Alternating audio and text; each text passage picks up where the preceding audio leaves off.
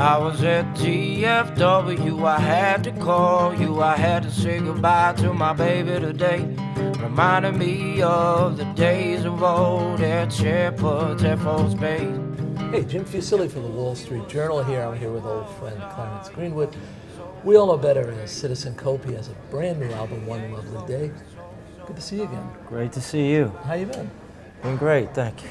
I have the impression of you as somebody who is always on the road.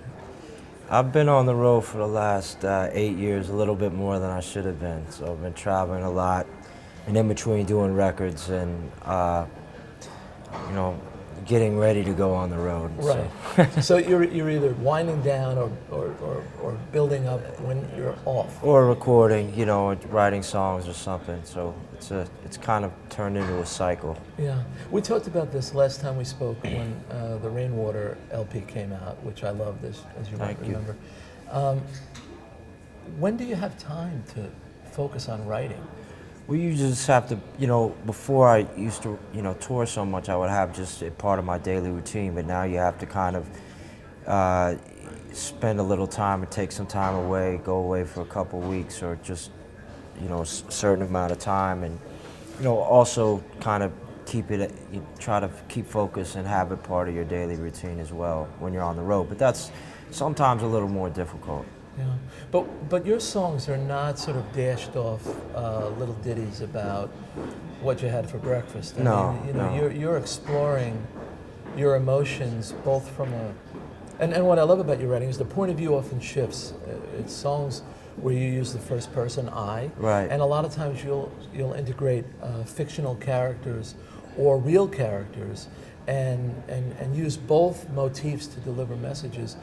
I always imagine that is difficult to find room to concentrate.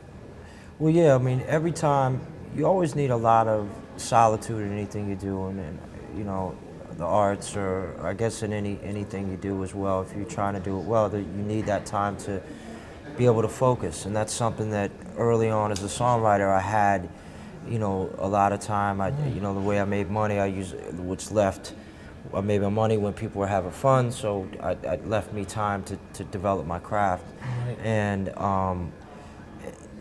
right now, as far as that is concerned, I always saw with the characters, if I write about a character, I usually see myself somewhat in them. So right. it doesn't, it could be somebody that I knew and I'm writing a song about them, or it could be, a situation that I had.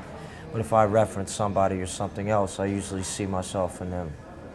So you do have to get to an honest, kind of truthful point, and be able to write a song where you're not pointing a finger, but you still have a point of view.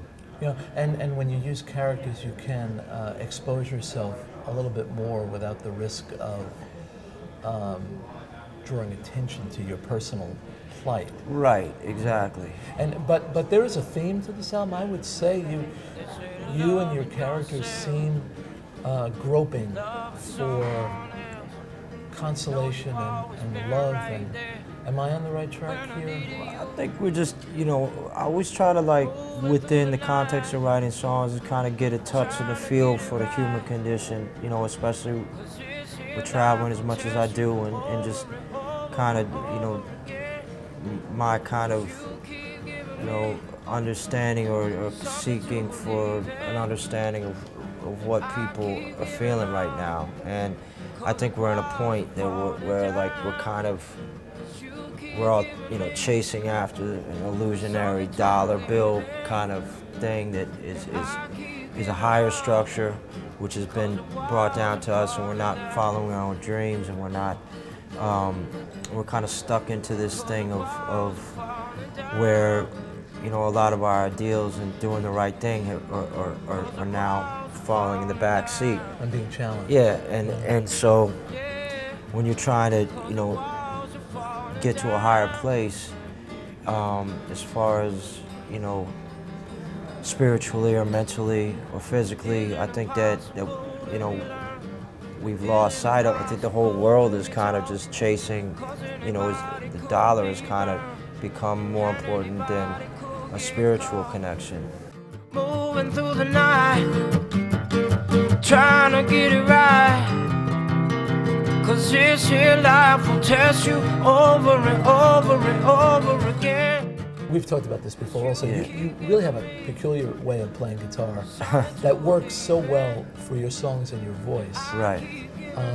And what I love about this album is you have a lot of percussionists Yeah. who find a way to work off your sound that gives the music such a rich texture. But when you're playing the song for the percussionist, Right. do they look at each other and say, "My God, where do we fit in here?" Well, the actual percussionist has played on a lot of my records, Bashiri Johnson, and he's just a master musician. One of the few people that I've ever met that I could say he's a master at his craft. And you know, I'll play a song, and he's one of the, you know, he understands textures and whether you use wood or this or that, and you know, you could throw off a pattern and say something, you know, with your mouth, but I think he has a really understanding of how to layer his stuff within the context of a song, so it's playing to the song and it's not just a pattern. Yeah. So, you know, I've been really fortunate, you know, when you get people in the studio that that have a tone and a feel that you know, because anybody can play, you know, a simple bass line, on which a lot of mine are, but it really takes somebody, you know, I love a certain tone and a feel and a way to place that within the context of the recording, which is usually very difficult. It seems easy, but it's not. Now, you produce yourself for the last few albums. You've produced yourself for a while now. Yeah. Can you say no to yourself? I mean, do you have that kind of discipline? Can you let something go? Well, like, I learned early on that I'll try stuff, and if it doesn't work, I just put the mute button on it. And I don't, like, you know, I think sometimes you say, oh, this would sound great. You know, I did Sun's Gonna Rise, and I had Bashiri come in and play percussions on it. It was one of the few songs I was like, and there was an organ on it, and I was like, you know what, it just doesn't need it. And at the end of the day, you just don't use those parts. So I think a lot of times you do go over and let me try this, let me try that, after something is already essentially there. But you know, that's the difference, is like trying to, you know, when something's there and it's good and it connects, not to try to enhance that where it's gonna take away from it, you know, which can happen a lot. Right. He is Clarence Greenwood, who we all know better as Citizen Cope. The new album is One Lovely Day. If you've been following Clarence's career for a while, you'll really see it as a step forward in instrumentation and focus in the songwriting. It's really a lovely work. Good to see you again. Thank you very much. All right. I appreciate it. For the Wall Street Journal, I'm Jim Fusilli. One lovely day, one lovely day.